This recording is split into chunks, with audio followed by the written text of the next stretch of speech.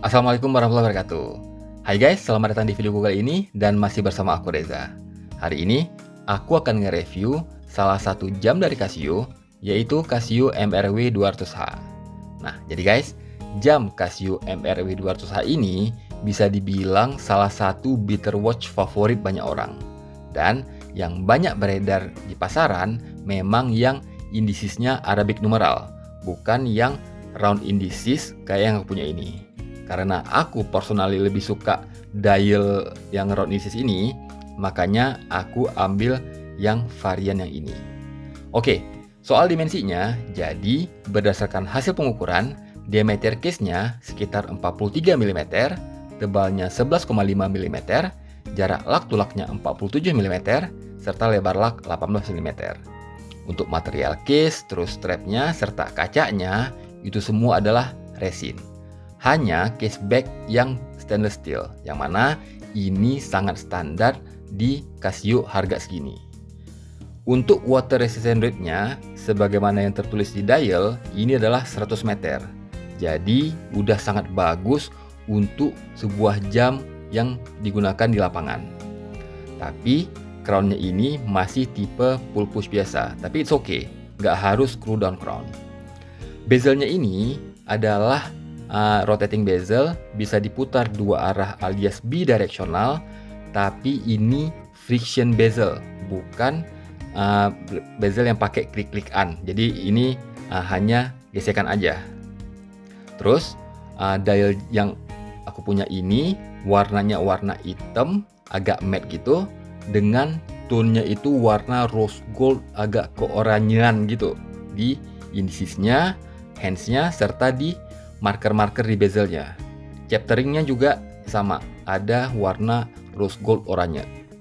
Indisesnya ini adalah round indices kayak aku bilang tadi, tapi ini printed ya, bukan applied. Tapi ini bisa dibilang sangat sesuai dengan harganya. Terus di dekat posisi jam 3 ini ada komplikasi day date. Untuk strapnya sendiri, ini aku merasa lentur, nggak ada masalah. Aku masih pakai strap originalnya ini. Tapi kalau soal keawetan, ini guys sangat tergantung pemakaian kita masing-masing gimana. Apakah intens atau enggak, terus apakah sering terpapar dengan matahari, terus dingin, panas dingin, panas dingin. Nah itu sangat mempengaruhi. Anyway, lebar lak width-nya kan 18 mm, tapi lebar strapnya, maksudnya lebar ini adalah 24 mm di dekat lak, jadi biar dibikin kayak senyawa gitu dengan case-nya. Dan strap ini taper down ke 18 mm di dekat buckle, yang mana buckle-nya ini bukan logam, resin juga kayaknya, dan ada engrave Casio-nya. Terus di bagian belakang sini, nggak tahu kelihatan atau enggak, ada tulisan Cina. Buat loom-nya, seperti khas Casio, loom-nya ini standar aja ya, jauh dari kata spesial. Langsung bisa dibilang sangat cepat loom-nya itu hilang. Tapi untuk varian yang indisesnya round kayak ini dibandingkan yang indisesnya itu Arabic numeral, paling nggak di sini loom-nya itu ada juga di indisesnya, bukan hanya di jarum jam dan jarum menitnya aja. Tapi guys, sekali lagi aku ingatin, loom Casio ya bisa dibilang agak ya meh gitulah, jadi nggak kayak jauh lah dibandingkan Lumibird atau Super Luminova. Nah, untuk build up quality-nya, terutama di bagian case, secara umum aku bisa bilang ini sangat bagus loh di kelas harganya. Di edge bagian atas ini ada dibikin kayak chamfer atau fillet, tapi nggak tahu apa karena kecil banget, aku nggak jelas ya chamfer atau fillet. Yang pasti bukan sharp edge, karena memang nggak kerasa tajam sama sekali. Oh ya, sorry kalau pakai istilah yang terlalu teknis. Buat kalian yang bingung atau nggak familiar sama istilah chamfer atau fillet, ini dia gambar penjelasannya. Nah, tapi di bagian bawah sini ini masih agak sedikit sharp edge, tapi nggak kerasa loh, atau nggak ngaruh ketika di tangan kita. Untuk mesinnya, sebagaimana tertulis di bagian belakang sini, ini menggunakan Quartz Casio modul 5125, yang mana ini kemungkinan besar adalah Miyota untuk yang entry level. Ini aku coba pakai di tangan aku yang memiliki lingkar 17 mm. Nah, jadi gini. Jadi guys, walaupun size-nya itu 43 mm, tapi nggak kelihatan besar sama sekali di tangan aku. Terutama karena desainnya dan juga jarak lak-tulaknya 47 mm. Warnanya juga ngaruh, karena ini warna gelap, jadi ini terlihat lebih kecil dari dimensi yang terukur. Dan ini juga makanya aku selalu saranin buat nonton dulu review dari jam yang ingin kalian beli, bukan minta review setelah kalian beli jamnya. Buat apa coba nonton review kalau jamnya udah dibeli? Nah, aku bisa dibilang nggak pernah lagi nonton review jam-jam yang udah aku beli. Tapi sebelum aku mutusin untuk membeli suatu jam, aku nonton dulu berbagai reviewnya, baca ulasannya. Pokoknya cari tahu dulu deh abis-abisan.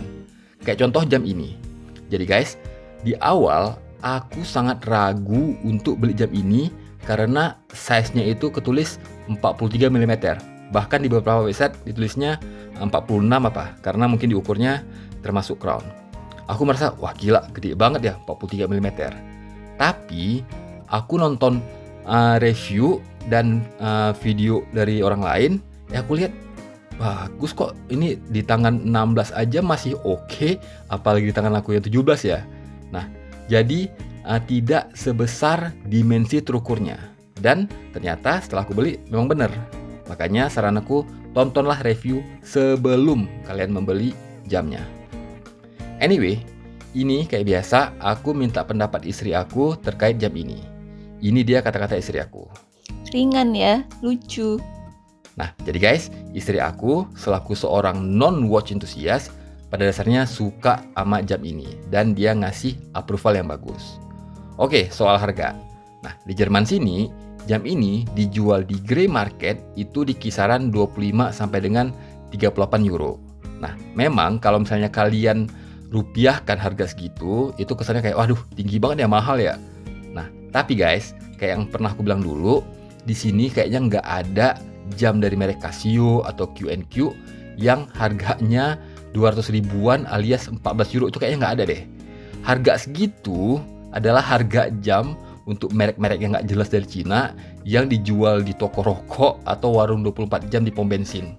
Nah, ketika udah 50-an euro, itu baru cenderung sama-sama harganya dengan harga di Indonesia. Jadi, ambang batas bawahnya itu yang beda. Nah, kayak aku bilang, di Indonesia, aku lihat jam ini dijual lebih murah kalau kita rupiahkan kurs di Eropa tadi. Dan aku lihat 270 ribuan gitu deh harganya di salah satu toko online di Indonesia. Tapi guys, mohon maaf ya, aku nggak akan menyediakan link pembelian. Terutama karena aku belum pernah beli jam di situ, walaupun aku dengar bagus. Tapi kan gimana ya, udah pada pinter kan untuk nyari-nyari sendiri di internet. Dan kalian tentunya bisa compare sendiri harga antara satu toko dan toko lainnya. Oke, nah jadi dengan harga segitu, baik harga di Eropa sini atau harga di Indonesia, dengan mempertimbangkan merek Casio, terus speknya, terus build up quality-nya secara overall, aku bisa ngasih value for money jam ini excellent. Kayak yang udah aku bilang beberapa kali sebelumnya, we can't go wrong with Casio. Oke guys, jadi ini reviewku untuk jam Casio MRW 200H varian round indices ini. Semoga bisa membantu kalau ada dari kalian yang berniat untuk membeli jam ini. Silahkan tinggalkan komen kalau ada yang nggak jelas. Terus jangan lupa subscribe buat yang belum nge-subscribe channel ini. Nantikan video-video aku selanjutnya. Stay safe and healthy. Aku akhiri. Wassalamualaikum warahmatullahi wabarakatuh.